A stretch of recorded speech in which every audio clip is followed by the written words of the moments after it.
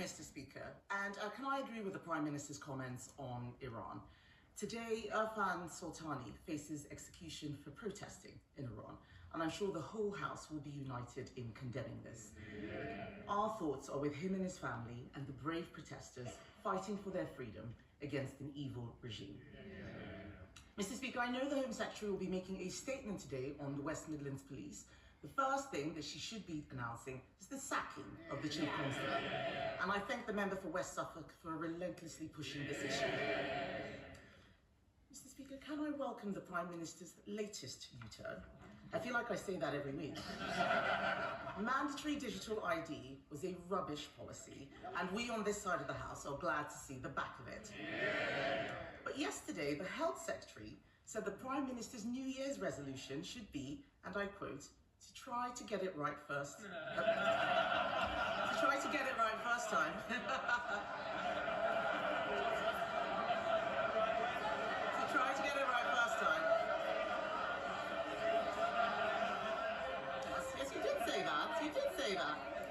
My question is, does he agree? Prime Minister. Mr. Speaker, I'm determined to make it harder for people to work illegally in this country, and that's why there will be checks, they will be digital, and they will be mandatory. And I'll tell them what this government is doing, whether on planning, child poverty, employment rights, investing in our NHS, we're taking the right choices for Britain, and they oppose every single one of them. And she talks about U-turns and consistency. From the party that used to recognise the challenge of climate change, and now they run from it. Who promised to cut immigration, but then lost control of it. Who once took great pride in our diversity. Now they talk of deporting our neighbours to achieve cultural coherence. And Mr. Speaker, on consistency, don't get me started on 5 Prime Ministers, 6 Chancellors, 8 Home Secretaries, 16 Housing Ministers. They had more positions in 14 years than the Kama Sutra. No wonder they're knackered and they left the country screwed. Kemi Badenoch. A lot of waffle, Mr. Speaker, but it's still a U-turn. The member for Hull East has said, it's so interesting, Mr. Speaker, Labour MPs must think very carefully before defending policy decisions publicly. He said, and I quote, "This stuff leaves us looking really stupid." I'm sorry to tell him, but Labour MPs have been looking stupid for a long time. But let's look, Mr. Speaker. Mr. Speaker, let's look at some other things the Prime Minister didn't get right first time, starting with the family farms tax. Some farmers were so terrified, they sold their farms last year, only for the Prime Minister to U-turn 2 days before Christmas. Will he apologise for the misery he's caused countless farmers? Mr. Speaker, the principle we put in place on inheritance tax is the right one. We listened, we made an adjustment. But what we're doing is turning the country around. Yes, we've changed the country. We've changed the failed approach of the last Tory government. They crashed the economy and sent mortgage rates through the roof. They left millions stuck on NHS waiting lists. They presided over the worst Parliament for living standards on record. Now we're turning that around, we're changing that. Inflation and interest rates are coming down, waiting lists are coming down, wages are up more in the first year of a Labour government than 10 years of the Tory government. But I understand, Mr. Speaker, that she's taking advice on change. She had Nadeem Zahawi in to ask his advice, how to change and how to save her party. Please don't tell me she listened to his accountant. Next day after the advice, he jumped ship to reform, the 23rd former Tory MP to do so. I don't know which is more pitiful, the flood of former Tory MPs deserting her sinking ship, or the Reform Party so desperate to launder any old failed Tory politician. Mr. Speaker, the Prime Minister doesn't need to worry about me. I'm all right.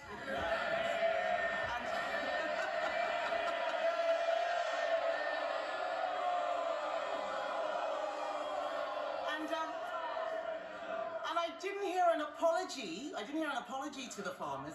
Has he even apologised to the member for Penrith, who stood up for farmers only to have the whip removed? Prime Minister treats his MPs so badly, they follow his lead and he hangs them out to dry every time. Let's turn to another area the Prime Minister has got wrong. His budget doubled business rates for thousands of pubs.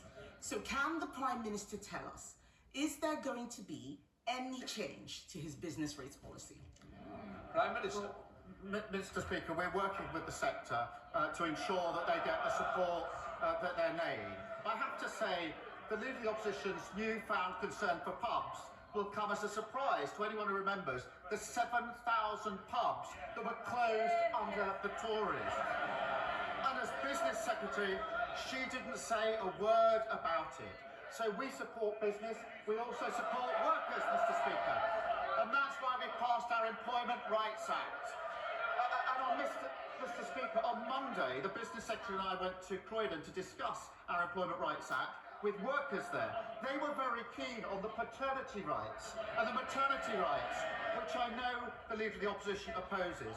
And whilst we were there at IKEA, they showed me their new prototype, the IKEA Shadow Cabinet. The trouble is, nobody wants to buy it. It's mainly constructed of old dead wood, and every time you lose a nut, it defects to reform.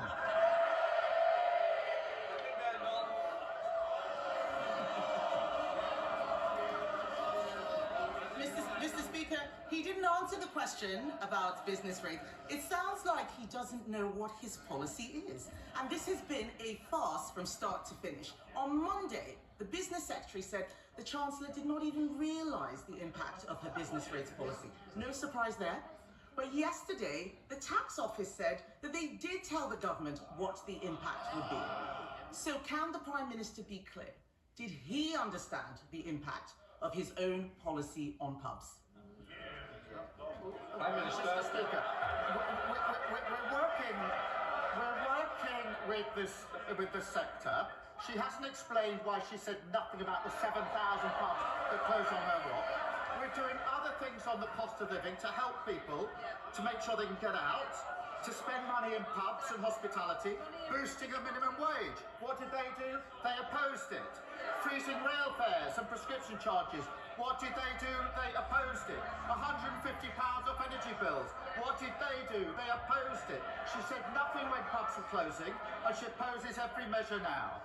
And she said a moment ago, I'm all right. She clearly didn't listen to the advice of Nadeem Zahawi, because what he told her, he's now made fun of it. He told her that they failed on mass migration, they failed on our armed forces, and he told her that she's leading, his words, a defunct brand the nation can no longer trust. No wonder he's joined the Tory migration to reform. Mr. Speaker, it's the second Boris wave. Mr. Speaker, I asked him if he understood the impact of his own policy. He didn't say yes. The reason he U-turns all the time is because he is clueless. He is blowing around like a plastic bag in the wind, no sense of direction whatsoever. And let's be clear, Mr. Speaker, this mess goes beyond pubs. The whole of the hospitality industry, cafes, hotels, restaurants, they're all being clobbered by Labour's tax hikes. There is an answer to this. Conservatives would abolish business rates for small businesses on the high street. Mr. Speaker, yes, they're all chuntering. He's already agreeing with us on family farms tax. He's already agreeing with us on digital ID. Why doesn't he make it a hat trick and abolish business rates for the high street? Mr. Speaker, they crashed the economy, and now they want to give lectures. She's wondering why nobody's listening to them. Nobody is ever going to listen to them on the economy ever again. Mr. Speaker, in 18 months, because of the decisions we've made, inflation is falling, and the Bank of England say it's coming back down to target. We've had 6 interest rate cuts in a row. Wages are up more in the first year of a Labour government than under the first 10 years of their government. And we beat the forecasts on growth for 2025. We're turning this country around after the appalling mess that they left it in.